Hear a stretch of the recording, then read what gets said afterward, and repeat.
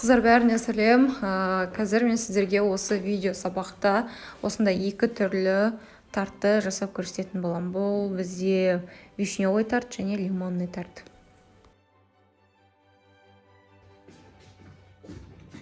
Қыздар, қазір біз тарттың песочный тестасын жасайтын боламыз.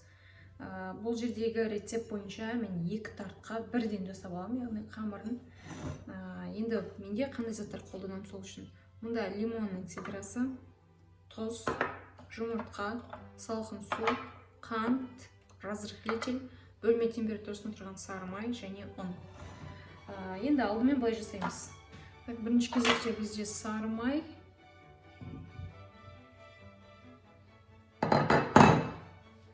және қант екеуін жақсылап араластырамыз.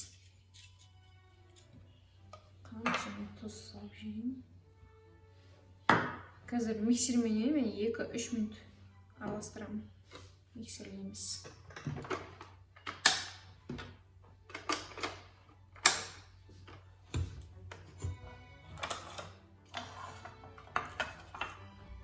Бірінші баяу жылдамдықта бастаймыз, сосын біртіндеп жылдамдығын көтеремін.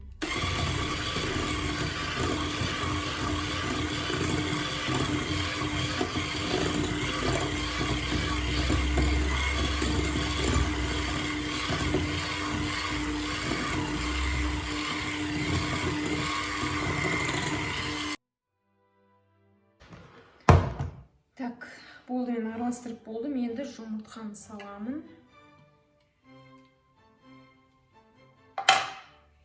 Так, жұмыртқаны араластырамыз енді.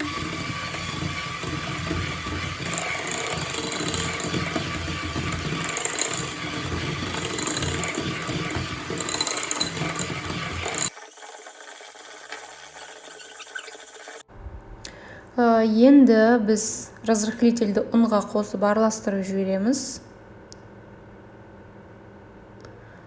Суды және лимон цидрасын массамызға саламыз. Және оның азғантай бөлшегін салып массаға араластыратын боламыз. Барлығын ситаның көмегімен өткіземін. Оның барлығын сал жермен бірден азғантай бөлшегін салып, миксермен араластырып, ол бөлшегі араласып кеткеннен кейін тағы келесі азғантай бөлшегін салып, осылай біртіндеп қосып отырамын.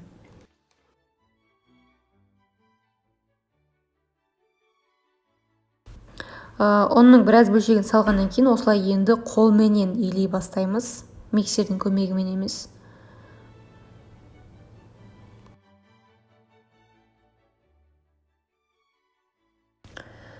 Массаға оның барлығын қосқаннан кейін осылай қолдың көмегімен жақсылап илеп шығамыз.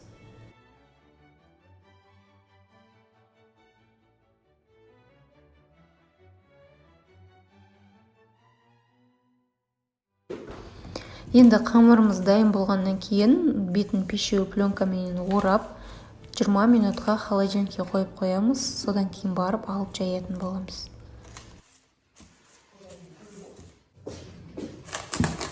Так, қамыр холодильникте тұрдым. Қазір осы қамырды екіге бөлем. Бұл бізде екі тартқа арналған қамыр.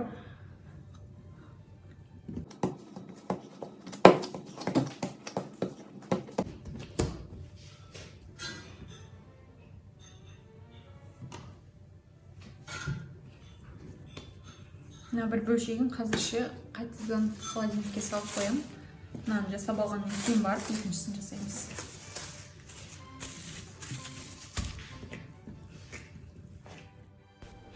Енді ұн сеуіп, кәдімгі қамырды жайған сияқты силиконды оқтауменен қамырымызды жақсылап илеп, жайып, сосын формаға салатын боламыз.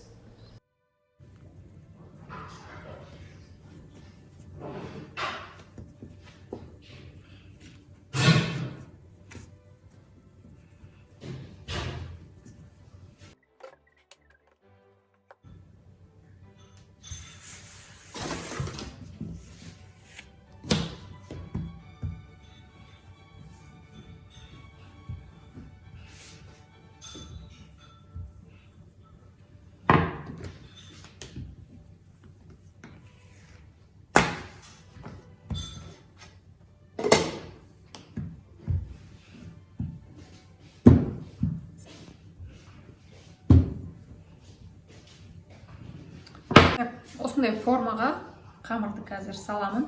Форманың диаметрі менде 24 сантиметр.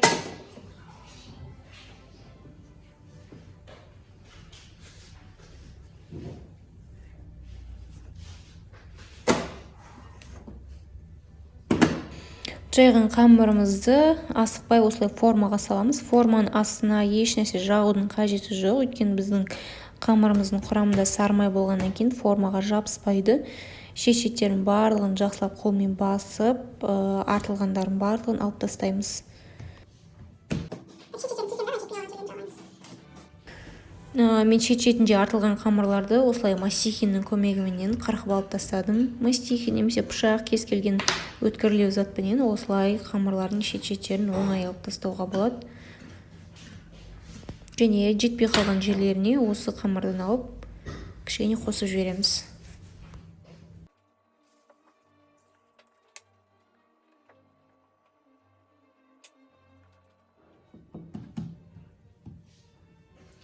Так, ортасының барлығын бейканы тесіп тастаймыз.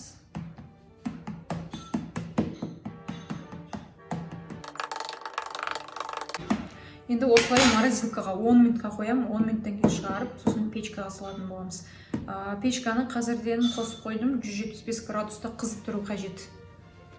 Қыздар, мына қамыр қазір морозилкада тұрды, қатып тұр, 10 минуттай тұрды. Енді қазір печкаға салмастан бұрын біз былай жасаймыз.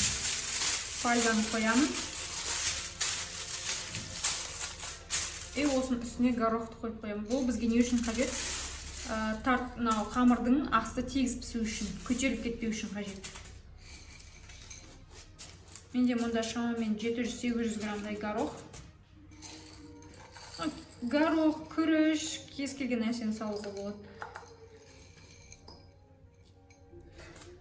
Маған горох ыңғайлы болады. Сонда қазір бізде салмақ болып басылып тұрады, үстіне қамырдың көтеріліп кетпеуіне көмектеседі. Артықтан кесіп тастаймын.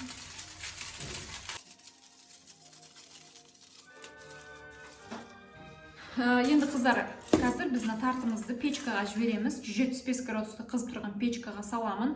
Менің печкамда 20-25 минут уақытта піседі, бірақ әркімнің печкасы әртүрлі пісіреді. Сол үшін уақытқа қарамаймыз, мынаның шеттеріне қараймыз.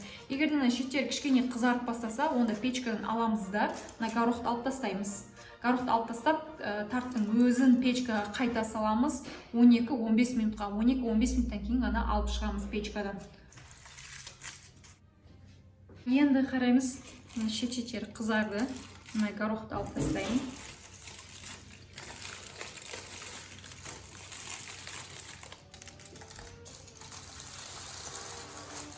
Тура осылай қазір 10-15 минутқа печкаға қайтадан саламын. Қыздар, қазір біздің тартымыздың тестасы печкада пісіп жатыр. Оған дейін біз лимонный начинкасын жасаймыз. Оған не қажет? Менде мұнда лимонный сок, сливки 33%, сгущенка, жұмыртқа, қант және лимон седрасы. Жұмыртқаға қантты саламын. Сөйтемді екеуін миксерлеймін. Бірақ миксерлеген кезде қатты көп пісірмеймін. Екеуі араласып кетсе болды. Сосын лимон седрасын саламын.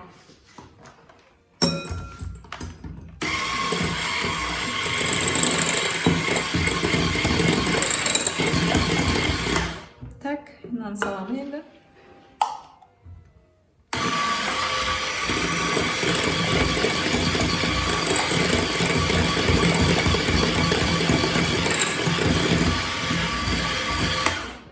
Лимонның суы.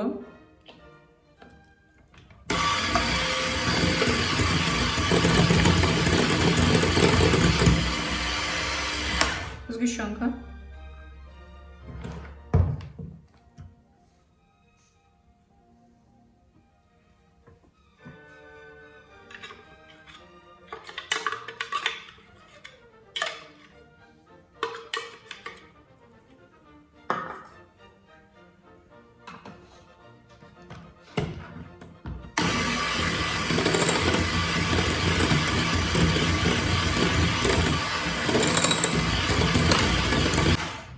Енді сливкиді құйып жіберемін.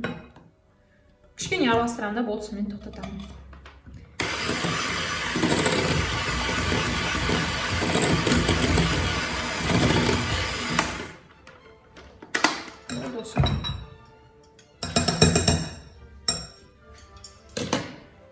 Қазір біздің печкадағы тестамыз пісіп шыққаннан кейін біз печканың градусын 150 градусқа төмендетеміз. Жаңағы тестамызды алып шығып, үстінен осыны құятын боламыз. Құйған кезінде ситаның көмегімен құямыз, өйткені бізде арасында лимонның цедралары жүр, соның барлығын сүзіп алу қажет. Қыздар, бетіндегі горохты алып тастағаннан кейін кішкене суытамыз, 10 минуттай сыртта тұру қажет. Сосын барып, жаңағы дайындаған начинкамызды бетіне құямыз. Бетіне құйған кезінде ситаның көмегімен құям. Өйткені жаңағы лимонның цедралары сүзіліп алып қалу қажет. Ал осы уақытта печка бізде 150 градуста қызып тұру қажет.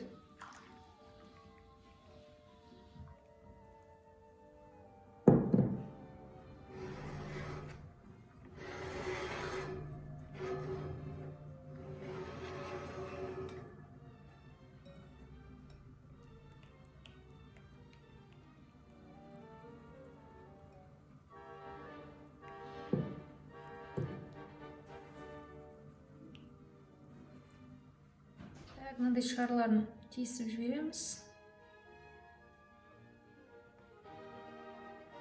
Енді қазір 150 градуста қызып тұрған печкаға шамамен 25-30 минутқа жібереміз. Өздеріңіз сосын печканы ашып қарайсыздар, сол уақытта мынаның беті кішкене, мына жері кішкене дірілдеп тұрады да, мына жақтары мынаның тестасына жақсылап жабысқан болады. Сол кезде алып шығамыз.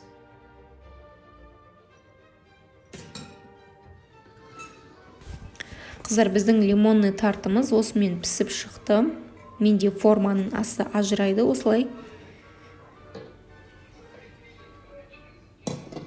Енді формадан ажыратып алып, біз тартымызды суытатын боламыз бетіндегі фруктыларын қоюдан бұрын.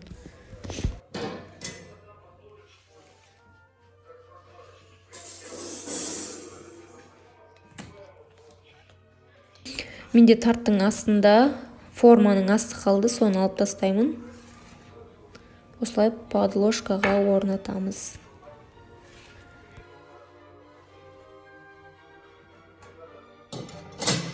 Біздің тартымыз осылай пісіп шықты. Енді қазір кішкене суығаннан кейін бетіне фруктыларын қоямыз. Қыздар, енді біздің жаңағы қалған екінші қамырымыздан біздің екінші тартымыз, вишневый тартты жасайтын боламыз. Бұл жерде тура сондай қамыры, жайылғаны барлығы, формасы, диаметр бәрі бірдей.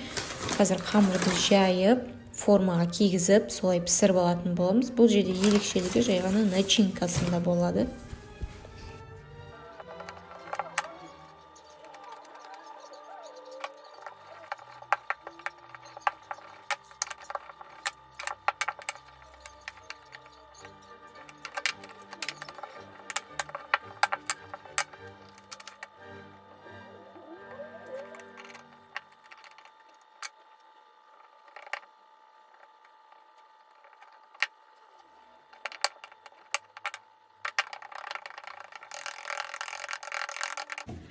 Біздің тестамыз морозилкада тұрып келді.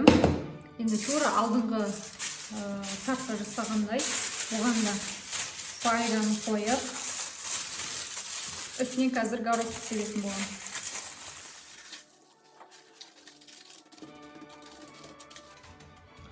Енді қызып тұрған 175 градуста печкаға жібереміз. Шет-шеттері қызарғаннан кейін алып шығып, горохты алып тастаймыз. Горохты алып тастағаннан кейін тағы 10-15 минутқа салып аламыз печкаға. Қыздар, енді шет-шеттері қызарды. Горохты алып тастаймын қазір. Енді горохты алдым, енді қайтадан салып қоям. Енді 15 минут тұрады. 15 минутта іші кішкене қызарады, содан кейін барып ішіндегі начинкасын құямыз.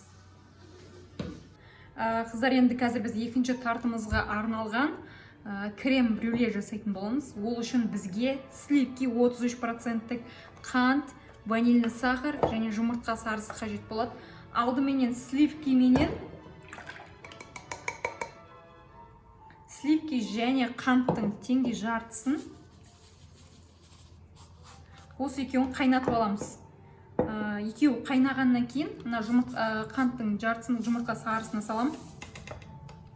Осыны қазір мен қайнатып алып келемін. Екеуі прям бұрқырап қайнау қажет. Қант пенен сливки. Сосын алып келемін да үстінен осы жұмыртқа сарысымен ванильный сахарды салып жіберетін боламыз. Бізде қазір сливки ар жақта қайнағанға дейін мұнда жұмыртқаның сарысымен қантты жақсылап араластырып жіберемін.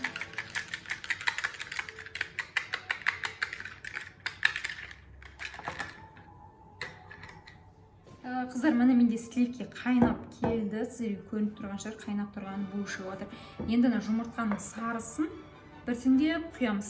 Азын-аулақ құйып отырамыз осылайынан. И сол кезде венчиктің көмегімен араластырып отырамыз.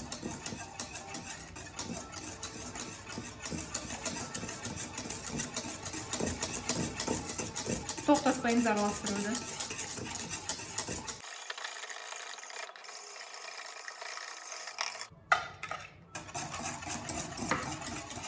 Енді ванильный сахарды қосып жібереміз үстінен. Барлығы жақсылап араласқанға дейін осылай венчикпен тоқтамай араластырамыз. Барлығы толықтай араласып кетті. Енді бізге сита қажет болады. Және мынау біздің жаңағы тестамыз осылай пісіп шыққан еді. Үстіндегі горохты алып тастаған екен. Біз 15 минут тағы да печкаға жібердік. 15 минуттан кейін алғаннан кейін түрі осындай болады. Енді қазір мына сұйықтықты осында құятын болам. Печка бізде 150 градуста қызып тұр. Сол печкаға салатын боламыз сөйтіп. Құйған кезде ситаның көмегімен құямыз.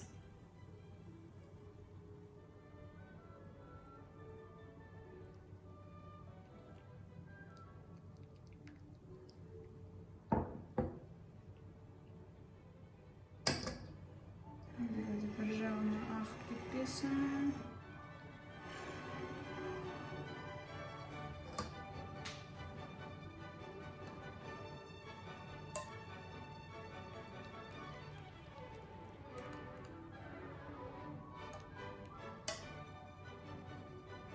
Менде қазір кішкентай қалды міне. Өйткені қазір құя берсем менде ағып кететін сияқты, тасып кететін сияқты.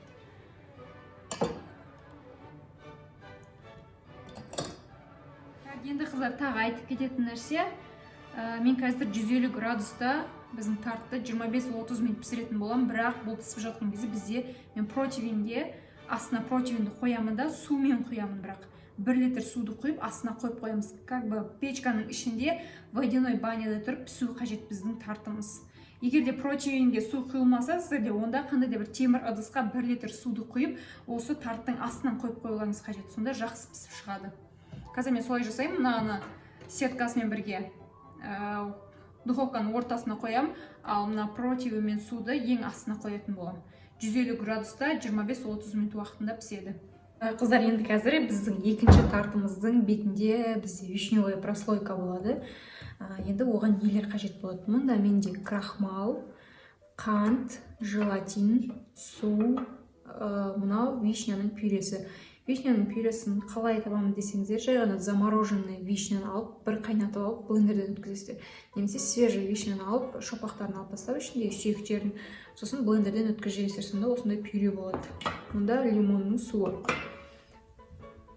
Так, жасалу жолы өте қарапайым. Жай ғана осы пюременен қантты бір қайнатып аламыз. Қант екеуін қазір жай ғана қайнатып алып келем. Екеуі бірге қайнағаннан кейін желатинді, крахмалды қосамыз.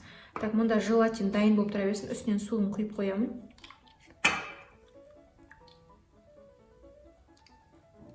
Және крахмалды, лимонның суын екеуін араластырамыз бірге. Ол дайын болып тұра берсін. Қазір мынаны қайнатып алып келгеннен кейін осы екеуін үстінен құйып жіберетін боламыз. Так, мына вишня мен қант қайнап шықты. Енді осының үстіне крахмал мен лимонның суын құямын.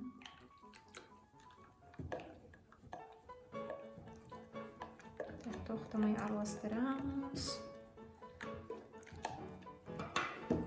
Енді желатинді қосып жіберемін.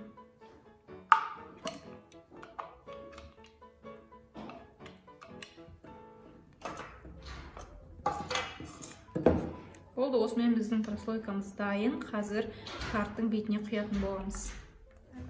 тарттың бетіне ана крем брюлені құйғаннан кейін осылай пісіп шыққан болатын. Міне көріп тұрғандарыңыздай. Бұл пісіп шыққаннан кейін мен тоңазытқышқа салып қойдым. Бізде барлығы толықтай суыған. Суығаннан кейін барып мына вишневый прослойкамызды құятын боламыз. Қазір ситаның көмегімен құямын тек қана. Ситаның көмегімен құямыз.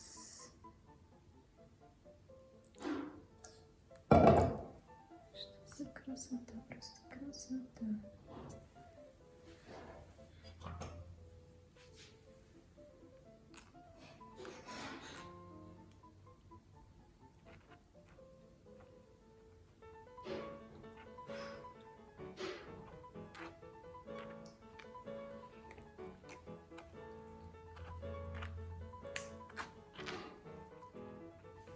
Болды, барлығын сығып алдым.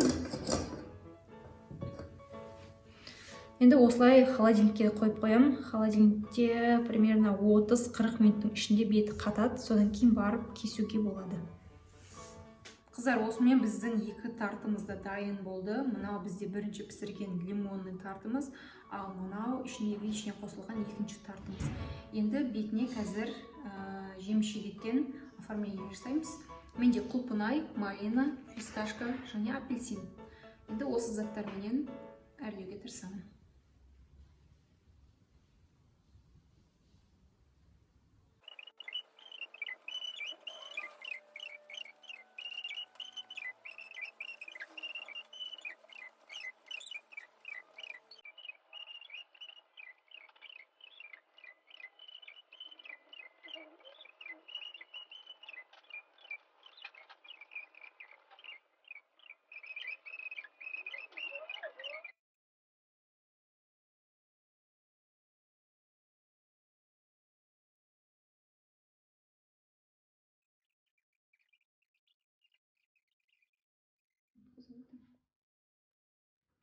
Енді кішкене сахарный пудра себем.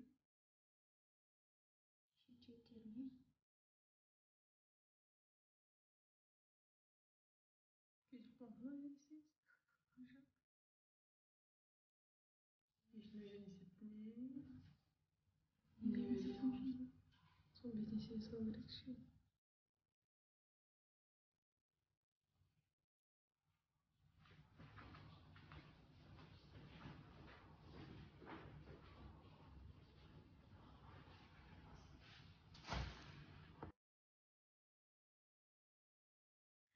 Қыздар, осымен біздің екі тартымыз да дайын болды. Сіздерге ұнады деген ойдамын. Енді қазір ішін кесіп көрсететін боламын.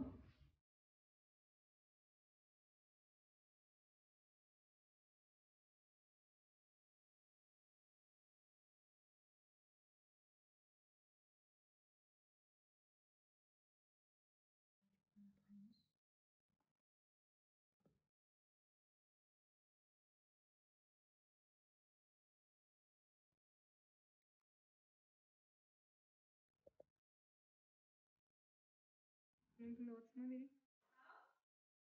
Апалардың тыңдайтын өлең тыңдап отырсың ба?